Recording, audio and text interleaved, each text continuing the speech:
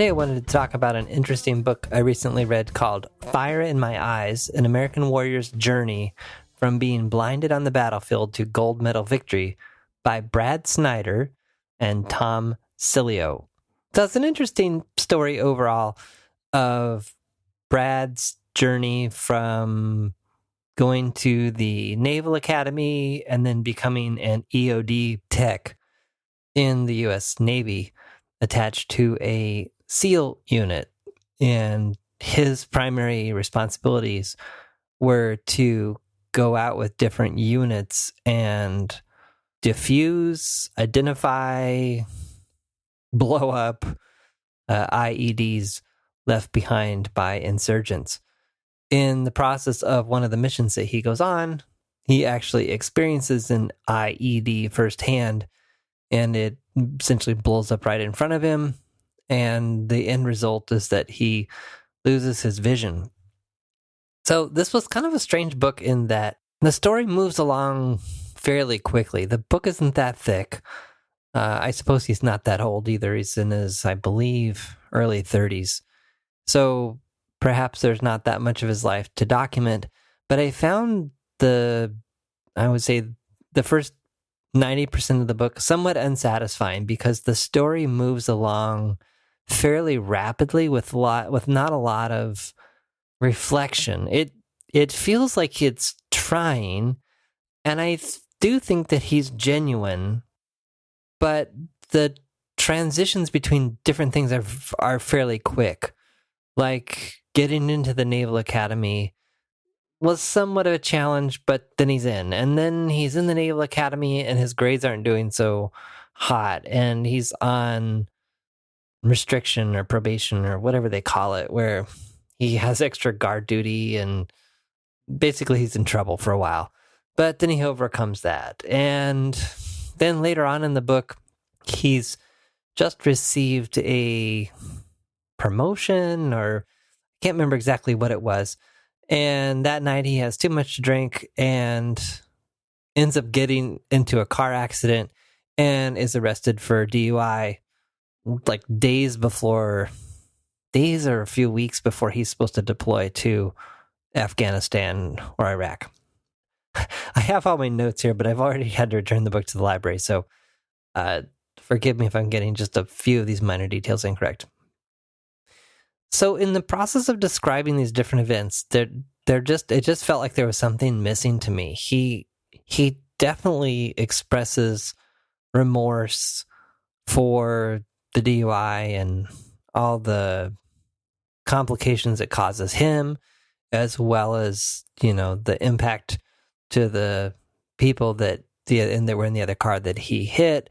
Nobody was fatally injured, and so he's very thankful for that.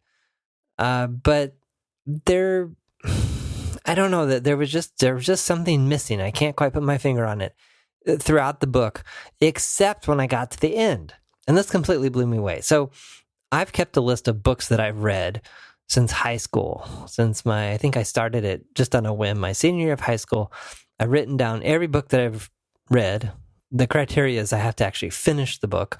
So I've written down every book that I've read since then, and I write down the author, the name of the book, a short summary, maybe. It could be as short as a sentence or two, or sometimes 5 or 6. Sometimes I'll capture quotes, but I'll do that elsewhere. I'll write down the number of pages, when the book was written, the copyright date, and maybe the publisher. Sometimes that's just kind of the motivator that I need to push through a book that is not completely grabbing me. Although I have of late embraced the philosophy that if a book is just not doing for you, you should just abandon it. There's no need to slog through to the end. For some reason, I finished this book, and I'm extremely glad that I did. And here's why. I feel like in the very, very last pages of the book, he becomes,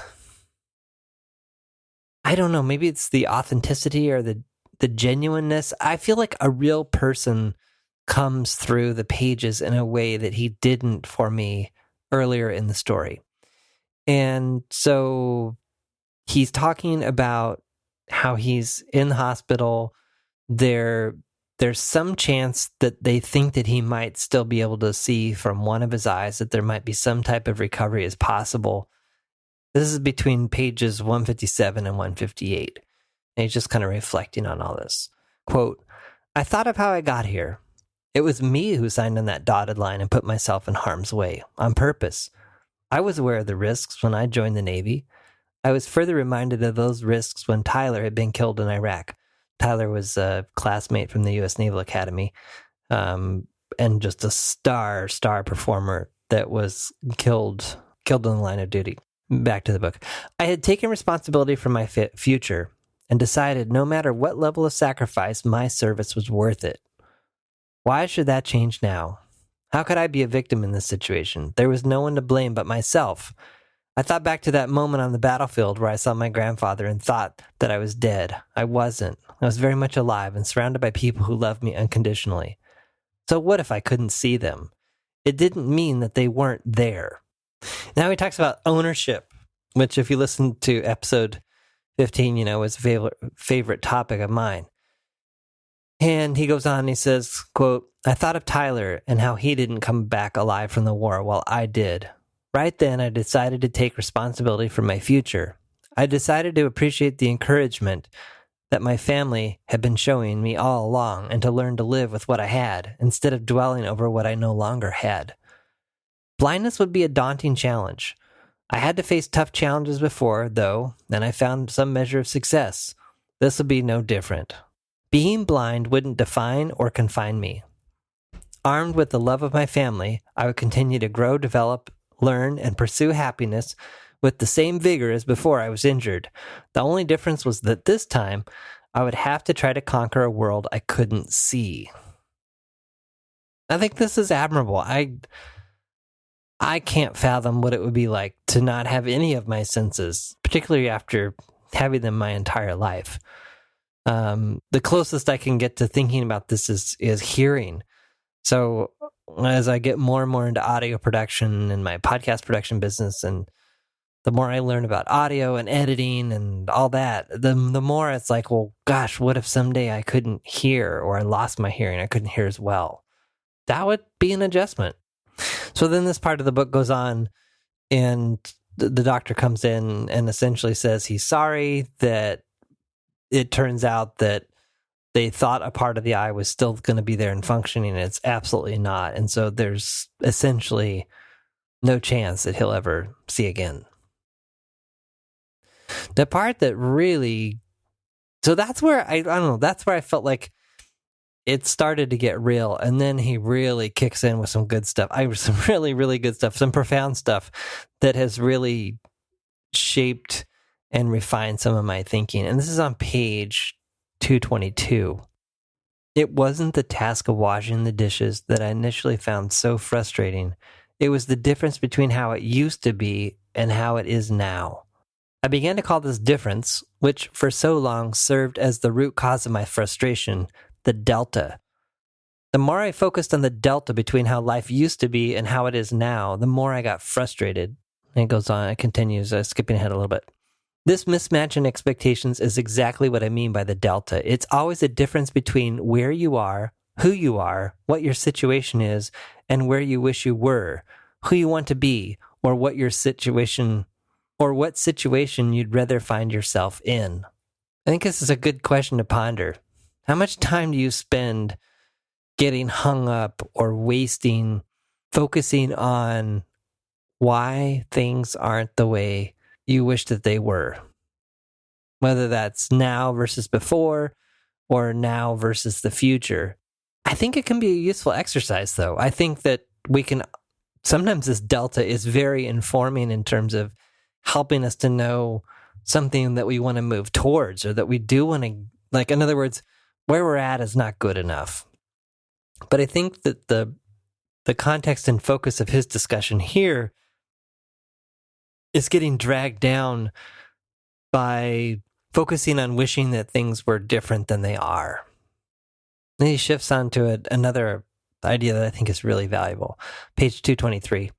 In combat, we used a tactic called threat assessment, which takes into account all the different variables in your current situation. I then identified each, quote, threat and subsequently ranked each of those from highest to lowest. You then address each threat individually, one after another. So then he talks about having an IED in front of him and being confronted by a Taliban fighter shooting at him. So the idea is that if he focuses on trying to solve both at once, he's going to lose. So even though the stakes are really high here, he has to focus on dealing with the IED first so he doesn't blow himself up, and then engaging the Taliban fighter. Because again, it would do no good to focus on both at the same time. And then he goes on. I came to believe that threat assessment is immediately relevant to everyday life. Sure, the stakes are much different, but in any given situation, there are hundreds of variables at play. If you take a moment to work through these variables, you can easily sort them into two distinct categories: things you can control or influence, and the things you can't. I think that's profound. I think we spend way too much time focusing on threats in kind of the threat assessment that we're just probably constantly running in our heads, maybe unconsciously. But this idea on things that we can't control. And I think it's fascinating in a given day. Try this maybe tomorrow or today, which would be to say, when you're in a situation where you're getting really frustrated, walk this threat assessment. Get out a piece of paper, draw a line down the middle, and just say, okay, given this situation, here's a list of all the things I can control. Here's all the things I can't control. And then on that side of the paper where you've listed all the things you can't control, just draw a big X through them, because you can't control them anyways. You might as well not even worry about them. And then for the things that you can control, put those into a prioritized list of the things that make sense to tackle first. So in Extreme Ownership, the book that I talk about in episode 15, they also share a similar idea. I don't think it's as clear, but it's to me, it was equally as profound, particularly when you're in a situation that's clearly is life and death, as, you know, being in a battle, when you're shooting at people and having them shoot right back at you. This is, I'm on page 161 of Extreme Ownership. The title of the chapter is Prioritize and Execute. On the battlefield, countless problems compound in a snowball effect, every challenge complex in its own right, each demanding attention. But a leader must remain calm and make the best decisions possible. To do this, SEAL combat leaders utilize prioritize and execute. We verbalize this principle with this direction. Quote, relax, look around, make a call. I like this idea of relax. I mean, their training is intense, and I'm just amazed at what they can do, what they accomplish, and the amount of stress and the sharpness of their mental abilities. So I just think it's fascinating that the first part of the directive here is to relax. But it's true, when you're really spun up on something, you can't make a clear decision. So I just I don't know, that just struck me. Relax, look around, make a call. Of course, they're doing this in split seconds.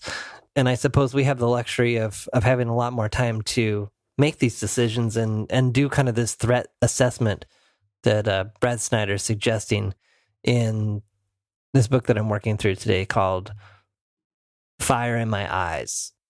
Then Brad Snyder goes a little farther on page 224 and talks a little bit more about these variables that you can't control. Quote, by learning to accept each situation for it is, dismissing the variables you can't control, and leveraging your full focus to each of the variables you can influence, you have optimized your role in that particular moment. Over time, if you can establish a habit involving those tactics, you can optimize your effect on your own fate and destiny. You cannot control who you used to be. I thought this part was particularly profound. Again, he says, you cannot control who you used to be. History is just that, history. Of course, history is a wonderful resource, as it may inform us about what to expect in the future, but history doesn't always drive the current moment. The same is true for the future. We cannot control it, and try as we might to predict it, we're almost always wrong. That being said, I now believe that comparing your current situation to another in the past or dismissing your current situation by dreaming of a different set of circumstances sometime in the distant future is effectively a fruitless, wasted endeavor. Instead, I believe the most prudent thing we can do is accept every situation and every set of circumstances for what they are. In doing so, you can then evaluate every variable in your set of circumstances individually, dismissing the variables you can't control, deciding to vector your complete focus to the variables that you can influence. I believe that by doing this, you can tackle nearly any situation while effectively managing its associated stresses. So then he goes on 226 to kind of round out this idea that really we're all constantly in the process of evolving and changing. Quote, each of us is a dynamic entity, a function of our life's experiences. We are an aggregate of everything we have seen, heard, tasted, and felt. Each new moment presents a wealth of opportunity to learn and grow in each moment. We are a different form than we were in a previous moment. I transformed. I had to accept a new set of circumstances and resolve to thrive anyway. That is what resilience means to me. It is the resolution to thrive no matter what. Don't give up the ship. Living in the shadow of your former self is potentially as damaging as living in the shadow of who you want to be.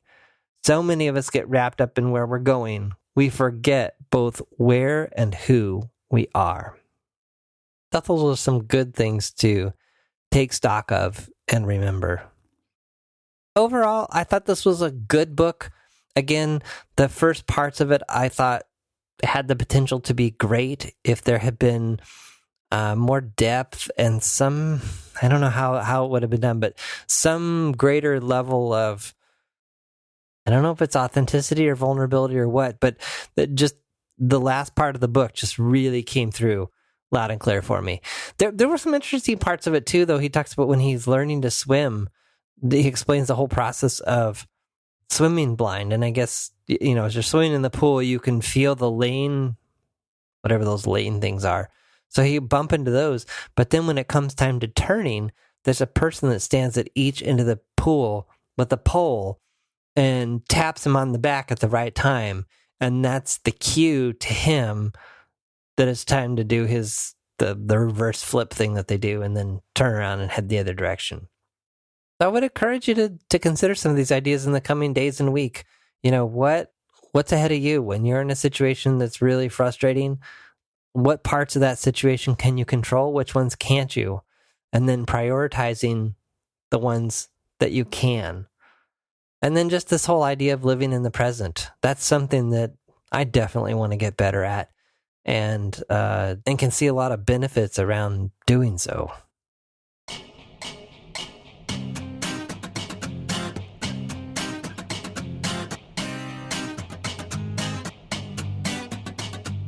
Thanks for listening to The John Polster Show. Notes, links, and all that other good stuff for this episode are at johnpolster.com/podcast. If you have questions or ideas around the podcast, send those to podcast@johnpolster.com.